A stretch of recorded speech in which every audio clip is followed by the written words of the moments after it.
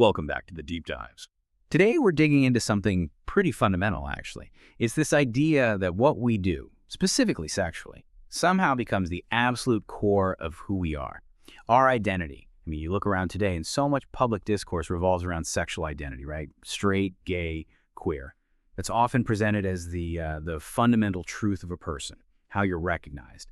So our mission today is, well, pretty clear. We want to trace how we got here. How did sexuality move from being seen as just an activity, for having kids or maybe just for fun, to being the thing that defines your very essence? And to really get that, we have to talk about Sigmund Freud. Now, look, we know most of his specific theories, like the Oedipus complex, well, they're not really accepted in psychology today. But his real genius wasn't necessarily the scientific accuracy. It was how he framed these really radical, culture-shifting ideas in the language of science, making them sound authoritative, persuasive. Absolutely. And it's important to remember, Freud wasn't working in a vacuum. The 19th century was already setting the stage. You had romantic writers, people like Shelley, Blake.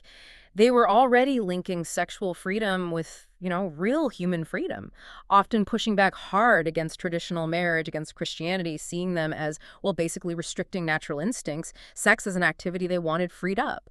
And you also had thinkers like Nietzsche, Marx, Darwin. They'd already done a lot of the heavy lifting, attacking those older ideas of fixed, God-given human nature. That kind of cleared the path for rejecting morality based on some sacred order. Okay, so that distinction's important.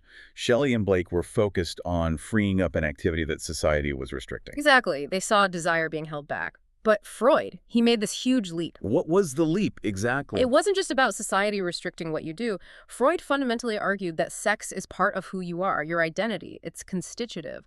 Society wasn't just stopping an action. It was, in his view, suppressing your very being. So, if the science behind his specific theories is shaky, why is he still such a massive figure? Why do we still talk about him so much? Because he gave us a really compelling story, a myth, you could say. And this myth basically says that sex, sexual desire, getting that desire fulfilled, that's what human existence is really about. He shifted the definition of being human, away from reason or faith or civic virtue, and placed it squarely onto instinct, onto desire. Now, Freud was, a product of the Enlightenment. In one sense, he believed the goal of life was happiness, but he gave that a very specific, very sexual twist. He essentially identified happiness with genital pleasure. Wait a minute, just flat out equating happiness with genital pleasure. That seems to just throw out centuries of philosophy talking about intellectual fulfillment or spiritual peace or... Well, he grounded it in what he saw as observable experience. In Civilization and Its Discontents, he makes this really bold claim. He says man found that sexual, and he specifies genital love, gave him the strongest feelings of satisfaction. And crucially, he called this the prototype of all happiness. Not just a strong feeling, but the original template for what happiness even feels like. Wow, okay. If you accept that premise that the peak satisfaction is sexual, then the whole purpose of life immediately flips, doesn't it? It shifts from external duties, serving God, serving the state, having children, to an internal one, achieving personal sexual fulfillment, procreation. That becomes secondary to pleasure. And that single idea right there, that's the bedrock for our modern assumption that being sexually satisfied isn't just nice to have, it's almost a requirement for a good life. And it's fascinating how this idea spread far beyond psychoanalysis. You mentioned art, literature, surrealism, but maybe the most impactful spread was through, public manipulation. Oh, absolutely. You just have to look at his nephew in America, Edward Bernays. Bernays took Freud's ideas about our unconscious irrational desires and applied them directly to advertising, to propaganda. Freud argued humans are fundamentally irrational, driven by these base sexual and aggressive drives, the I did. And Bernays basically weaponized that for marketing. Precisely. If people are irrational, driven by hidden desires, you don't sell a car based on engineering specs. No, you sell it based on what it signals about their power, their virility, how it taps into some deeper need for status or freedom. And this wasn't just for selling soap flakes. Bernays used it politically, too, famously helping make smoking seem glamorous and liberating for women. And more disturbingly, figures like Joseph Goebbels, Hitler's propaganda chief, explicitly studied Bernays' methods. They saw that controlling the masses meant appealing to that emotional, irrational aid that Freud described. That's sobering. So Freud wasn't just writing clinical texts. He inadvertently helped write the playbook for 20th century mass persuasion. Okay, let's pivot to his second big move. Completely sexualizing childhood. Because if sexuality only really starts at puberty, well then being human isn't inherently sexual for a large part of life. But if you're sexual from birth, then being human always means being sexual. And this is where Freud was incredibly radical for his time. Before him, the dominant view, think Rousseau, was that children were inherently innocent, asexual, basically. Any sexual behavior in childhood, like masturbation, was seen as unnatural, a problem, either a moral failing or even a medical issue. Right, and that shift from sin to sickness is important, isn't it? Moving the authority from the priest to the doctor. Exactly. It became less about saving the soul and more about treating the body or the mind. Early on, masturbation was heavily pathologized. Old myths about it causing blindness or insanity. But toward the end of the 19th century, you started seeing research, like from Albert Moll in Germany, that began to normalize it, to see it as just a natural part of childhood. Freud really picked up on this emerging medical view and built his grand theory around it. So he took this normalization and gave it a full theoretical framework, effectively blowing up the whole idea of childhood innocence. Oh, completely. In his 3 essays on the theory of sexuality from 1905, he basically rewrites the entire story of growing up in sexual terms. Development isn't about learning or moral growth primarily. It's about the libido, the sexual drive, expressing itself differently at different stages. You start with the oral phase. The mouth is key. Think breastfeeding, thumb sucking. Then the anal phase, focused on, toilet training and control. Then the phallic stage, with interest in the genitals, masturbation. Then a latency period before finally reaching the mature genital phase, aimed at a partner. The core message through all of it: the engine driving human life from day one is sexual libido seeking satisfaction. Okay, but that creates a massive problem, doesn't it? If our fundamental drive, the ID, is just screaming for immediate sexual gratification, how does society even hold together? How can civilization exist? That's the absolute core question of civilization and its discontents. Freud's answer is complex.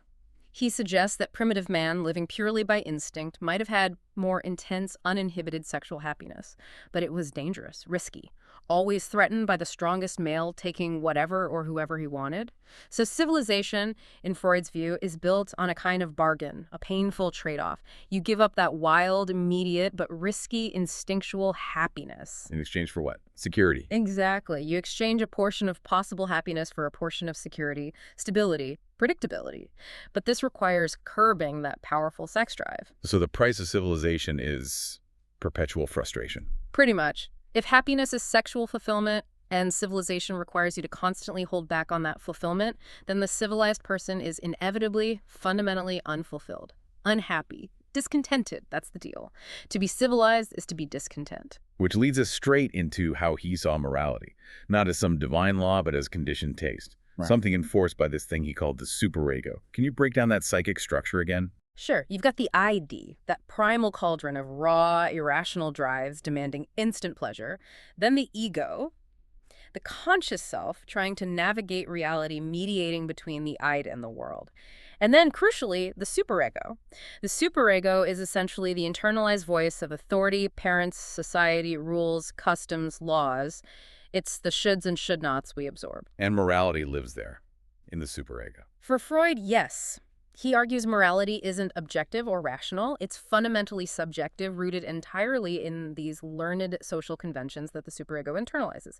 He uses this quite striking example. The toothbrush one. That's the one. He says a man might passionately kiss a woman he finds attractive, but feel utter disgust at the thought of using her toothbrush. Even though, hygienically speaking, the mouth isn't cleaner than the brush. Right. The difference, Freud says, isn't about germs. It's purely about social convention. An arbitrary rule we've internalized via the superego. It's taste, not truth.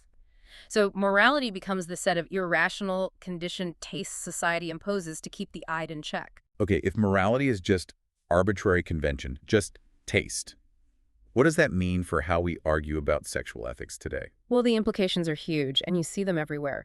This Freudian critique fuels the modern tendency to view any moral or religious objection to certain sexual acts as inherently irrational, as prejudice, as mere animus. The logic follows.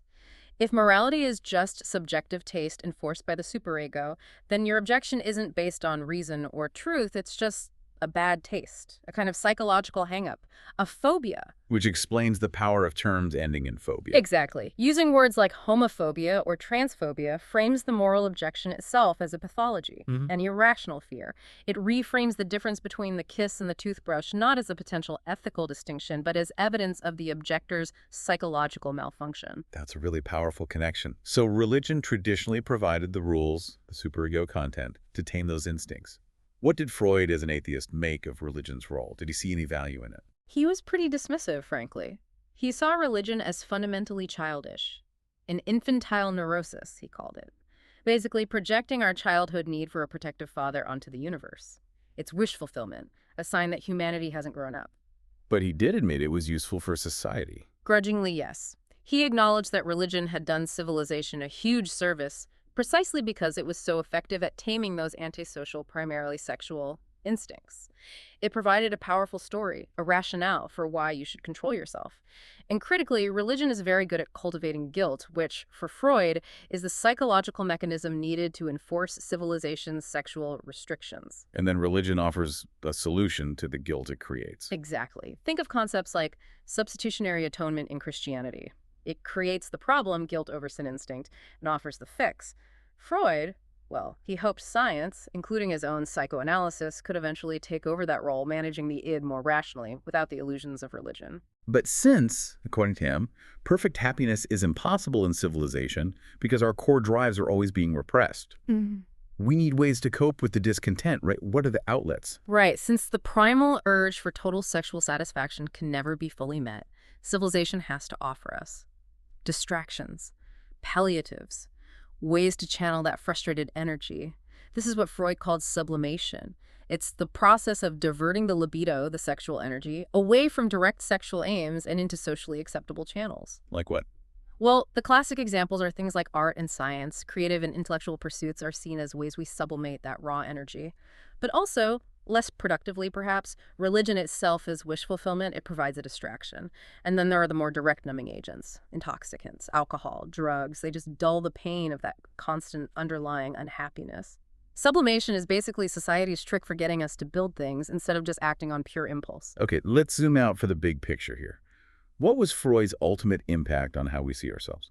He really drove home the second major transformation of the modern self. First, thinkers like Rousseau psychologized the self, turning attention inward. Then Freud came along and sexualized that inner psychological world. He made our sexual nature, our sexual drives, and their fulfillment the absolute defining core of our identity. So, two key legacies then. First, sex isn't just something you do, it's who you are. Precisely. Sex as identity. And second, he radically reoriented the goal of human life. It's not about some future rewards, spiritual journey, or afterlife. Happiness, fulfillment, it's all enclosed right here, right now. To be satisfied is to be sexually fulfilled in the present. This kind of normalizes the idea of the sempiternal orgiast, the person constantly seeking immediate gratification as, well, almost the ideal type. The science might be debated, but the cultural myth, hugely successful. He used science's authority to argue that sexual morality is just about power and taste, not objective truth. And that really set the stage for, well, for a lot of the debates we have today.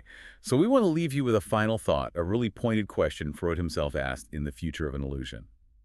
It's striking how much it anticipates our current arguments about education, about kids, about identity. Yeah, he asked, and this is pretty direct, is it not true that the two main points in the program for the education of children today are retardation of sexual development and premature religious influence? Think about that. He's directly challenging the traditional model.